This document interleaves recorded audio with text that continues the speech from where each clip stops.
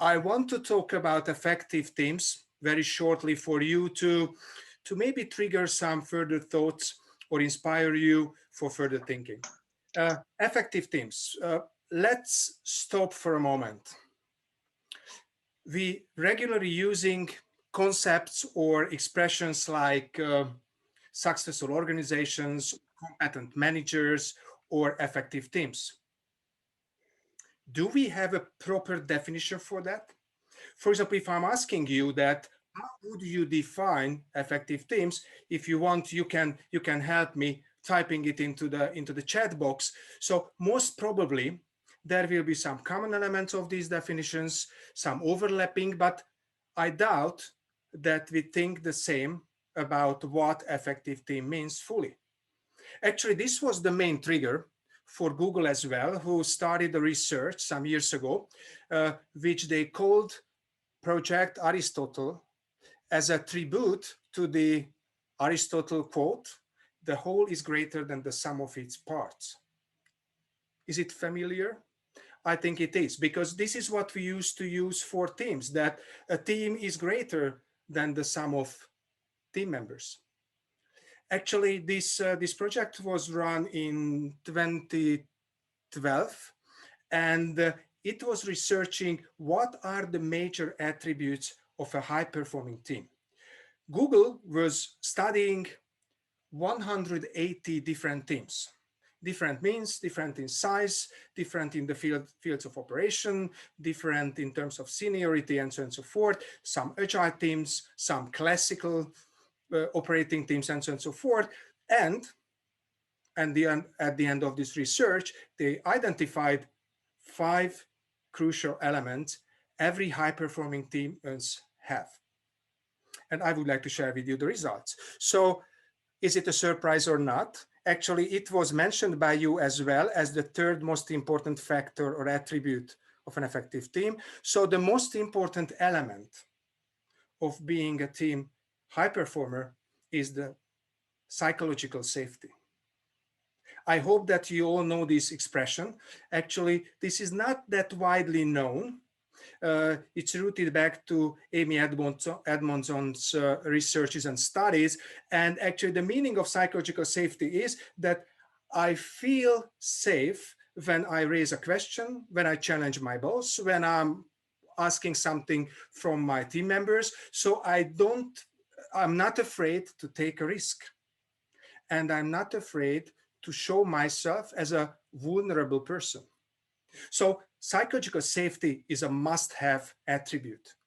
The second most important was actually what you did not select. Dependability. Actually, dependability means that you are responsible and you make, as a team member, things done. You get things done on time and according to the standards, so you meet your promises. Because actually this is the root of trust. It means also that you said that individual competencies and individual performance is not that important, and this is absolutely true. Reliability as an individual value, much more important than the competencies and the performance when we are talking about team performance. The third element is pretty clear, just like clarity. Clarity of goals, clarity of the vision of the team, clarity of roles and responsibilities we need to be able to perform. Just as, in line with your votes, the meaning, if I have a purpose to work for, then I belong better, then I can engage to the team better, and then the team can perform better. And finally, the fifth element was and is the impact. That team members feel that their work really matters and has an impact on the team overall performance. So by Google, by this Aristotle project, these 5 attributes were mainly mentioned by those teams who are high performance.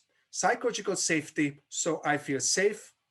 I can rely on my team members. There is a clear structure, clear roles and responsibilities within my team. There is a meaning I can belong to. And finally, I feel that my work has an impact on the entire team. I stop for 15 seconds here because I want you to think a bit, to assess your team, the team you lead or the team you are working in. So to what extent your team has these attributes in the current momentum. Don't share it with us or with others. It is very personal and private information, but please think it over. Do you have, on a scale of 1 to 10, full safety psychologically, and the other 4? So 15 seconds.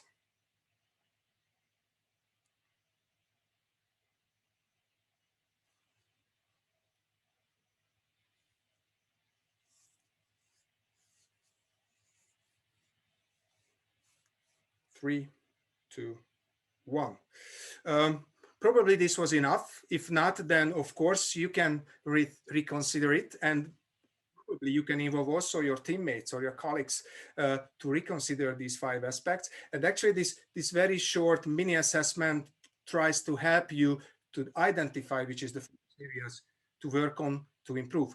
But of course, these 5 attributes needed to have a high-performing team. But not every team's high-performing. Yeah, I think we as well in DEVELOR, and probably in your case as well, there are some teams with some conflicts where people don't trust each other, where these conflicts are deepening by the time, or people are leaving, people are disengaged, and so on and so forth. And as a result, the performance is not there. But when we are talking about conflicts, disengagement, people are leaving, and so on and so forth, what are these? Are these symptoms or the root causes of the problem? Honestly speaking, I think these are mainly symptoms. And you know it well. If we want to find the cure for the problems, then first we have to identify the root causes. We can have very different root causes. Some skill related, for example, the team leader does not have the proper team building or team management or team motivation skills. But also team members might lack of some proper skills to make the expected communication happen or to resolve the conflicts. On the other side, of course, also the communication cannot be as frequent or in terms of quality, not as expected. Just like if psychological safety missing, or the vision is missing, or there are no teamwork related routines set, accepted, and shared. These are real issues. And actually, these are the root causes to solve, not the symptoms. Conflict is a consequence. Disengagement is a consequence. And what we sense as a consulting and people development company, sometimes clients turn to us mentioning the symptoms and not the reasons behind. And if we look at it, how to improve or how to resolve those issues, then first we have to be sure what are the real root causes to be resolved. Actually, in many cases, we see that there is a problem with the team spirit, that people don't fight for each other. Probably they don't trust either, or they don't know each other deeply, just on the surface. And actually, this is when we turn to the most obvious solution for teamwork. Let's organize a team building session. It must be outdoor if possible, probably rock climbing, as challenging as possible. And you know what? In many cases, I experienced that after a 2-day team building course, the situation became worse than original. Why?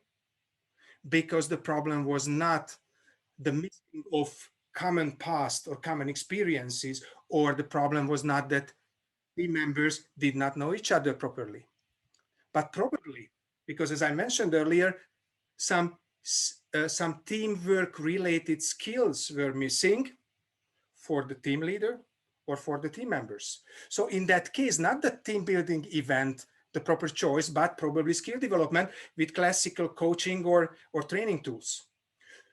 Training the manager, or training, coaching the entire team, how to resolve conflicts, how to communicate properly, how to grow, and for the managers especially, how to guide my team through different type of challenges and different phases of the team development.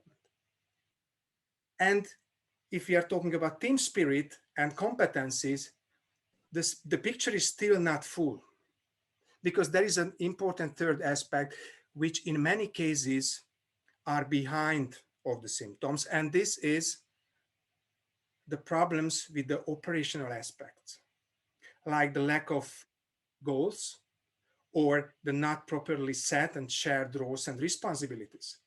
And especially what we noticed in many cases, there are no proper team routines in place. Team routines are those regular activities like the meetings or the one-on-ones, which might help the team to communicate and collaborate as good as possible. But there is nowadays, actually in 2022, a new aspect. And this new aspect is the pandemic, the crisis.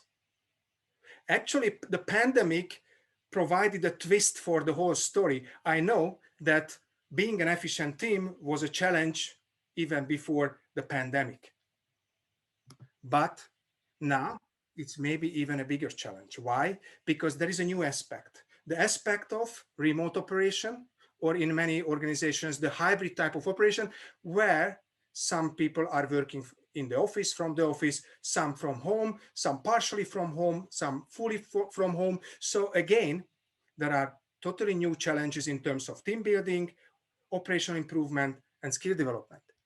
Because we have to learn how to lead and build a remote team. As a manager, it's not necessarily obvious for us or for me how to do that in a remote or hybrid environment. The same, probably we set goals and responsibilities for the previous era. But now, when everything is in changing and transformation, probably these roles and responsibilities should be reconsidered. And finally, what we sense in many cases, that there were great routines, what we used and applied in our operation, and we performed very well as a team. But now we don't have the proper remote or hybrid routines. So the reason why I shared these 3 slides with you, and I don't want to waste your time, neither the time of our guest stars, I just wanted to trigger thinking. So there are 5 major attributes of efficient and effective high-performing teams, from psychological safety to impact.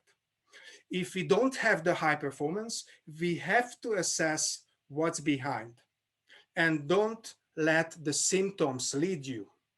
Dig deeper.